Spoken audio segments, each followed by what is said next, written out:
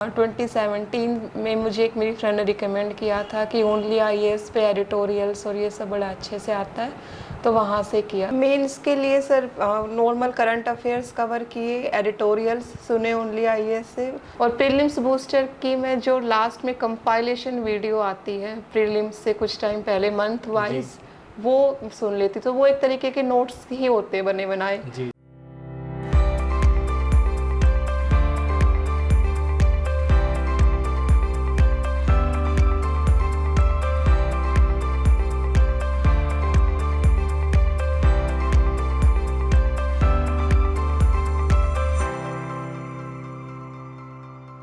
Hello, welcome to only IAS. आज हमारे साथ आयुषी हैं जिन्होंने ऑल इंडिया रैंक 48 सिक्योर किया है यूपीएससी सीएसई 2021 में।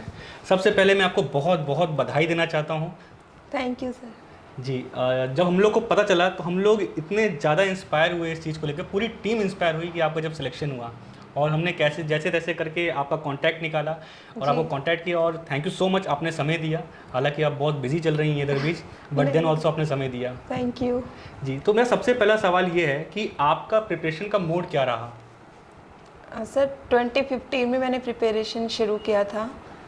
उस समय बहुत ज़्यादा ऑनलाइन मटेरियल अवेलेबल नहीं था, सॉफ्ट कॉपीज़ में या यूट्यूब पे वीडियोस में, इस तरीके से। और मेरे लिए as I am visually impaired, तो मेरे लिए ऐसे बुक्स देख के पढ़ना पॉसिबल नहीं था।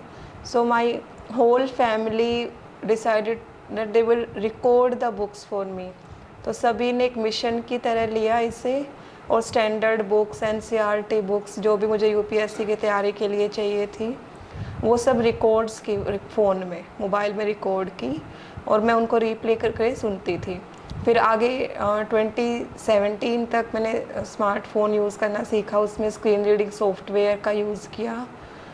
लैपटॉप में जोज़ सॉफ्टवेयर, वहाँ से उसका यूज़ करना सीखा, वहाँ से पढ़ाई की। और न्यूज़पेपर कवर करने के लिए सर 2017 में मुझे एक मेरी फ्रेंड ने रिकमेंड किया था कि ओनली आईएएस पे एडिटोरियल्स और ये सब बड़ा अच्छे से आता है, तो वहाँ से किया। तो मल्टीपल सोर्सेज रहे सर। ओके, सो जैसा कि आपने बताया कि आपके फैमिली का बहुत बड़ा रोल रहा है इसमें, उन्होंने मिलके आपके लिए काफ़ी हेल्प की। सो जनरली जो उन्होंने हेल्प की है वो कहीं ना कहीं उसको लेके भी उनकी काफ़ी तैयारी हो गई होगी। आधी यूपीएससी तो अंकल लोगों ने, अंकल आंटी सब ने कर ली होगी, आपके भाई बहन सब ने। तो किस तरीके से वो कन्वे करते थे आपको चीज़ों को? कभी डिफ़िकल्टी नहीं आती थी? क्योंकि बहुत सारी चीज़ें तो उनके समझ में नहीं आती होंगी। सर वो उन्हें सिर्फ पढ़ के सुनाना होता था, जैसे कोई रीड कर रहा है, बस वो मैं सुन के फिर समझती थी या मेमोराइज करती थी। वो सिर्फ दे स्पीक आउट करते थे बस उस चीज़ को। ओके, तो मतलब जब हमारे सामने कोई चीज़ होती है, हम उसको बार बार देखते हैं, तो हम कोशिश करते हैं समझने की। तो आप उस चीज़ को जब सुनती थी तो कई बार ऐसा नहीं होता था कि उनके बोलने के तरीके में आपको बोरियत महसूस हो रही हो? सर वो मेरे लिए एक एंटरटेनमेंट का सोर्स नहीं था कि मैं बोर हूँ या इंजॉय करूँ उसे। वो मेरे लिए एक सोर्स था मेरा सिलेबस कंप्लीट करने का, पढ़ाई करने का, एम अचीव करने का। सो वहाँ वो ध्यान नहीं था कि बोरिंग आवाज़ है या इंटरेस्टिंग आवाज़ है। मेन बात था कि मुझे कितना मेरा सिलेबस कवर हो चुका है और कितना और बचता है अभी, वो कहाँ से करना है, कैसे करना है। जी। ओके, सो यूपीएससी में आने का आपका जो निर्णय था वो किस बेसिस पे था? मतलब कैसे आपने डिसाइड किया कि मुझे यूपीएससी प्रिपरेशन स्टार्ट करनी है? सर ये मेरी मदर ने डिसाइड किया एक्चुअली। आई वॉज टोल्ड कि you have to prepare for UPSC. और उन ग्रेजुएशन, जैसे मैंने 2014 में ग्रेजुएशन कंप्लीट की अपनी, और वहाँ मैंने 3 साल टॉप किया अपने कॉलेज में। तो उनके बाद हमारी प्रिंसिपल मैम भी उस समय कि उन्होंने भी मदर को बोला कि आप इस तरफ डालिए बेटी को, तो मम्मी के मन में पहले से ही था, तो उनको थोड़ा और एनकरेजमेंट मिली उससे। तो वहाँ फिर हमने तैयारी शुरू की। तो मुझे मम्मी ने समझाया कि कैसे जो है अच्छा आपको एक अलग जो है लाइफ मिलेगी, एक काम करने का बड़ा दायरा मिलेगा, सोसाइटी से जुड़ने का, इंस्पायर करने का। तो उसके लिए हमने फिर तैयारी शुरू की। तो जब आप यूपीएससी की प्रिपरेशन में आई तो आपने बेसिक अप्रोच क्या रखी, किस तरीके से आपने स्टार्ट किया? सर काफ़ी ऐसे फ्रेंड्स से जो तैयारी कर रहे थे उन सब से पूछा था, तो बेसिकली एनसीईआरटी बुक्स कवर की जैसे सभी एस्पिरेंट्स करते हैं, स्टैंडर्ड बुक्स कंप्लीट की सब्जेक्ट वाइज, और करंट अफेयर्स फॉलो किए, मॉक टेस्ट्स दिए, मेंस प्री के प्लस मेंस के, तो उन्होंने काफ़ी हेल्प की। ओके, सो मतलब पीवाईक्यू भी आपने फोकस किया होगा इसमें? बिल्कुल सर, वो तो बहुत ही अच्छे से गाइडेंस वहाँ से मिलती है कि हम जो पढ़ रहे हैं वो सही डायरेक्शन में जा रहा है कि नहीं। तो प्रीवियस ईयर क्वेश्चंस देखना बहुत हेल्प हुई सर। ओके, सो मेंस के लिए आपने क्या अप्रोच रखी थी? क्योंकि उसमें पर्सपेक्टिव बेसिस पे काफ़ी होता है, उसमें मल्टी डायमेंशनल तरीके से हमें सोचना होता है जी, और प्रेजेंट भी करनी होती हैं चीज़ें। मेंस के लिए sir normal current affairs cover किए, एडिटोरियल्स सुने ओनली आईएएस से, मतलब दे helped me a lot sir, honestly बहुत हेल्प की। और खासकर मैं ये सुनती थी अपने ट्रैवलिंग टाइम पे, जब स्कूल सुबह जा रही हूँ या स्कूल से वापस आ रही हूँ, क्योंकि जॉब के साथ आपको टाइम मैनेज करना है। बिल्कुल। और फिर आंसर राइटिंग की सर, तो वहाँ से फीडबैक मिला, तो बहुत हेल्प हुई उससे कि कैसे लिखना है, कैसे अंडरलाइन करना है, किस तरह से प्रेजेंटेशन रहेगी, इस तरीके से। ओके, सो मुझे थोड़ा सा ये समझना है, जैसे कि बहुत सारे पेरेंट्स होते हैं फर्स्ट अटेम्प्ट में निकाल नहीं पाते, सेकंड में नहीं निकाल पाते हैं, और कई लोग साथ में जॉब भी करते हैं। तो आप भी साथ में जॉब करते थे, तो टाइम मैनेजमेंट कैसे करते थे आप? आपने बोला जैसे आप लौटते थे तो उसको यूटिलाइज कर लेते थे, बट देन ऑल्सो उसके बाद भी आपके पास एक लिमिटेड टाइम बचता था। जी, मैं 2012 से ही जॉब कर रही हूँ as a teacher, beginning from primary teacher and now I am working as lecturer history. तो मतलब पिछले 10 साल से मैं जॉब में हूँ, तो वो पूरा मेरा ग्रेजुएशन, पोस्ट ग्रेजुएशन, बीएड सब जॉब के साथ ही चला है, और सो उसके साथ यूपीएससी की तैयारी भी। तो चीज़ें मुश्किल थी लेकिन अच्छा लगता था मुझे, क्योंकि मैं अपनी जॉब को एंजॉय करती थी। टीचिंग मुझे पसंद है एज अ प्रोफेशन। और फिर मेरी पूरी फैमिली सपोर्ट करती थी, they tried to save my each and every minute कि कहाँ टाइम बचाना है, कैसे यूटिलाइज करना है। कई बार तो होता था कि फैमिली मेम्बर से बात ही हमारी चाय के टाइम होती थी, कि चाय पे या खाने पे, नहीं तो एंगेज होते थे वर्क काम में। तो इस तरीके से। ओके, सो इस प्रिपरेशन में कहीं ना कभी अप्स एंड डाउन फील होता है, जी। क्योंकि हम पहले अटेम्प्ट देते हैं और प्री मान लीजिए निकाल लेते हैं या मेंस निकाल लेते हैं, और मेंस के बाद अगर इंटरव्यू नहीं निकाल पाते या कोई मेंस नहीं निकाल पाता तो उसी साइकिल में वापस आना पड़ता है। तो आई थिंक आपने 5th अटेम्प्ट में निकाला है, तो कहीं ना कहीं किसी न किसी अटेम्प्ट में हमें ख़राब फील होता है कि हम इतना एफर्ट दे रहे हैं, नहीं हमारा क्लियर हो रहा है, तो वापस वो मोटिवेशन लाना, डेडिकेशन लाना थोड़ा मुश्किल हो जाता है। तो उस चीज़ को लेके आप कैसे हैंडल करती थी? जी, जब मैंने अपना 3rd मेंस लिखा उसके बाद मैं काफ़ी लो फील कर रही थी। सो देन मेरी मदर, मेरे फ्रेंड्स, फैमिली मेम्बर्स सभी मतलब उन्होंने बोला कि आप कर सकते हो इसको, मतलब क्विट करने का तो कोई पॉइंट ही नहीं है जब इतनी तैयारी हो चुकी है। सो फिर लगता है कि सर जब जो लोग हमें सपोर्ट कर रहे हैं वो गिव अप नहीं कर रहे हैं, वो आउट ऑफ द वे जाके आपके लिए एफर्ट्स कर रहे हैं, तो हमें भी गिव अप नहीं करना चाहिए। और एक ये पार्ट है यूपीएससी की जर्नी का, कि एक बार जब आप शुरू करते हो तो failures, up and downs, demotivating moments सब आपको फेस करना है।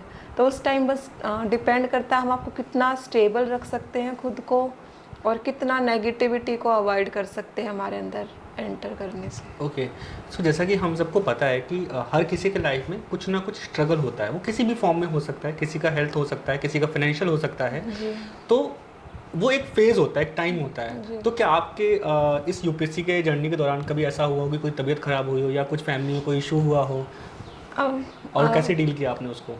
काफ़ी तरह की दिक्कतें आती हैं सर, सबकी लाइफ में आती हैं, तो वो सब फेजेस आए, वो एक नॉर्मल प्रोसेस है, आते ही हैं।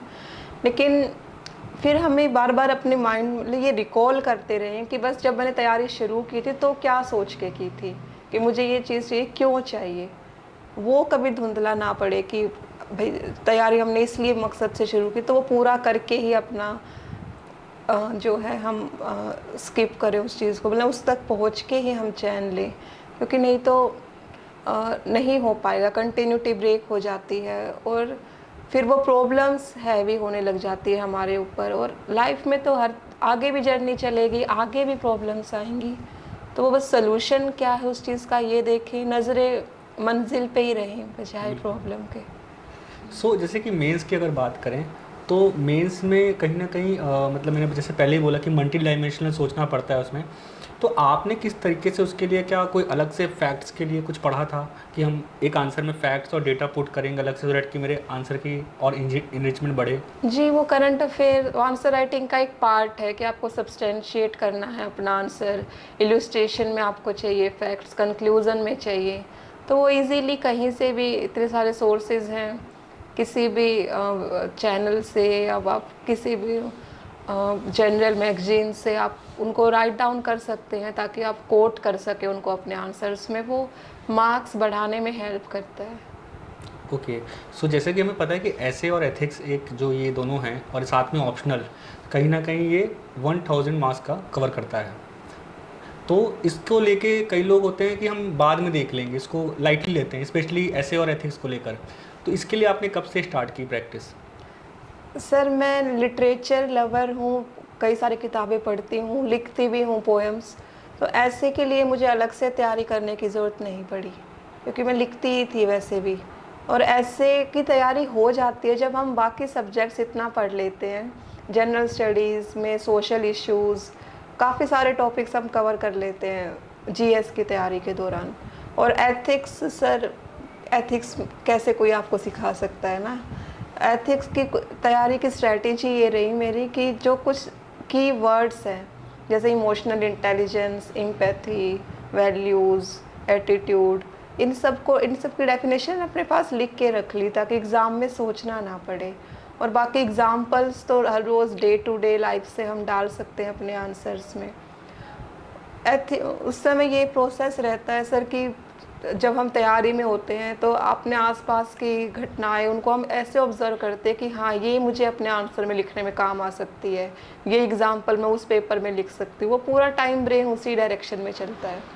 और ऑप्शनल का बड़ा ही की रोल है सर कि ऑप्शनल, अब मेरे 293 मार्क्स आए हैं ऑप्शनल में, तो उसने बहुत हेल्प किया है आगे मार्क्स गेन करने में। ऑप्शनल अपना बहुत अच्छे से प्रिपेयर करना ज़रूरी है। ओके। सो जैसा कि आपने बताया एडिटोरियल डिस्कशन और प्रीलिम बूस्टर आप देखती थी, जी तो उसको आप कैसे यूटिलाइज करती थी अपने आंसर में या आप अपने प्रीलिम्स के लिए? क्या उसके शॉर्ट नोट्स वगैरह भी प्रिपेयर करवाती थी आप? सर, मैं ब्रेल में लिखती थी की पॉइंट्स को। प्रीलिम्स बूस्टर के नोट्स नहीं बनाए मैंने, क्योंकि मेरे लिए थोड़ा सा मुश्किल था हर चीज़ लिखना। तो मैं एडिटोरियल्स के की पॉइंट्स और जहाँ वो फैक्ट मेंशन करते थे सर, वो सब लिख के रखती थी ताकि मेंस में हेल्प हो जाए। और प्रीलिम्स बूस्टर की मैं जो लास्ट में कंपाइलेशन वीडियो आती है प्रीलिम्स से कुछ टाइम पहले, मंथ वाइज, वो सुन लेती। तो वो एक तरीके के नोट्स ही होते बने बनाए, जी जी। वो हेल्प करता था। अच्छा, जैसे आपने बताया ना कि आप कुछ चीज़ें लिख लेते थे एडिटोरियल का, तो थोड़ा सा आप एलोबरेट कर पाओगे कि किस बेसिस पे आप मतलब चीज़ों को शॉर्ट करते थे कि अच्छा मुझे ये चीज़ लिखनी है, सो डैट कि जो एडिटोरियल फॉलो कर रहे हैं वो सही डायरेक्शन में फॉलो कर पाएँ? जैसे फ्लड मैनेजमेंट पे कोई आर्टिकल है तो वहाँ हेडिंग डाल के और फिर की पॉइंट्स, कोजेज और उसके सॉल्यूशंस, कुछ की फैक्ट्स, ताकि आंसर में वो हेल्प कर सके। इस तरीके से अलग अलग इश्यूज़ पे हेडिंग डाल के, और इस तरीके से। ओके। अच्छा, मेरा क्वेश्चन अगला जो है वो ऑप्शनल को लेकर है। तो हिस्ट्री काफ़ी फैक्चुअल है मेरे अकॉर्डिंग, मुझे ऐसा लगता है, और जी तो हिस्ट्री थोड़ा डरावना भी लगता है बहुत लोगों को। सो आपने कहीं ना कहीं, आप हिस्ट्री की टीचर भी हैं और इंटरेस्ट होगा आपका, तो जब history as a optional choose किया आपने, तो क्या आपके साथ कभी ऐसा इशू होता था कि बहुत वास्ट सिलेबस है इसका, काफ़ी फैक्चुअल है? नहीं सर, मेरे लिए थोड़े रीजंस अलग रहे हिस्ट्री चुनने के। जब मैंने ग्रेजुएशन में हिस्ट्री पढ़ा तो मुझे DU से रिकॉर्डेड सीडीज़ मिली थी, अच्छा। और वो काफ़ी कवर कर रही थी यूपीएससी का सिलेबस। फिर मास्टर्स इग्नू से किया, वहाँ रिकॉर्डेड नहीं मिल पाई, तो मेरी फैमिली ने MA की बुक्स रिकॉर्ड की, मेरी फ्रेंड ने, फादर ने। तो इस तरीके से मेरे पास जब यूपीएससी की तैयारी करने का मौका आया तो मेरे पास हिस्ट्री का काफ़ी स्टडी मटेरियल था रिकॉर्डेड फॉर्म में, जिसको मैं सुन के तैयारी कर सकती हूँ। वो सिलेबस कवर कर रहा था। तो मैं नया सोचती, नया सब्जेक्ट चाहती, उसके लिए अलग से रिकॉर्डिंग, अलग बिल्कुल। से हेडेक, अलग से कहाँ से कवर करूँ, कैसे करूँ। तो वो एक इशू ये भी रहा। और हिस्ट्री, मुझे मेरे मन में था सर कि काफ़ी हिस्ट्री तो मैं पढ़ ही चुकी हूँ, अब थोड़ा और पढ़ना है बस यूपीएससी में, और कोई और सब्जेक्ट लेती तो बिल्कुल शुरू से ही शुरू होता। तो मेरे लिए हिस्ट्री बेटर था सर। ओके, सो जैसा कि आपका हिस्ट्री ऑप्शनल है और जीएस पेपर 1 में भी हिस्ट्री है, जी तो कहीं ना हाँ, कहीं ये भी एक रीज़न रहा सर कि अगर मैं हिस्ट्री लूँगी तो मुझे GS1 में भी हेल्प करेगा जी, डेफिनेटली। सो जीएस पेपर 1 में भी हिस्ट्री है, आपका जी। ऑप्शनल हिस्ट्री भी था, जी बट हमको दोनों के आंसर में डिफरेंस रखना होगा, डाइवर्सिफाई करना होगा। तो क्या आप उस आंसर को डाइवर्सिफाई करने के लिए कुछ एक्स्ट्रा एफर्ट डालते थे या वैल्यू एडिशन के लिए आप ऑप्शन में कुछ और करते थे?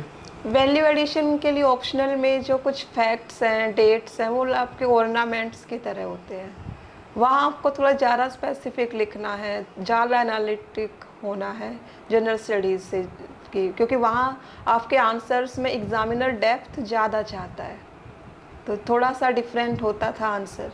जनरल स्टडीज़ में बहुत ज़्यादा फैक्ट्स डालने की बजाय थोड़ा सा एनालाइज करना, जनरलाइज करना चीज़ों को, अच्छा कंक्लूजन देना, उसी डायरेक्शन में लिखना जिस डायरेक्शन में क्वेश्चन पूछा गया है, उतना काफ़ी होता है। ओके, सो जैसे कि हम लोग को पता है कि 0.5 या 1 मार्क्स बहुत मैटर करता है यूपीएससी मेंस में, वो हमारे रैंक भी बढ़ा सकता है, घटा भी जी। सकता है। तो अगर हम ऐसा पूछें आपसे कि क्या एक्स्ट्रा कुछ कर सकते हैं मेंस आंसर में सो डैट कि हर एक क्वेश्चन में हम 0.5 या 1 मार्क्स मतलब बढ़ा सकें? सर जितना अच्छा हमारा मैटर है आंसर का, उतना ही अच्छा प्रेजेंटेशन भी रहे, तो वो काफ़ी हेल्प करता है।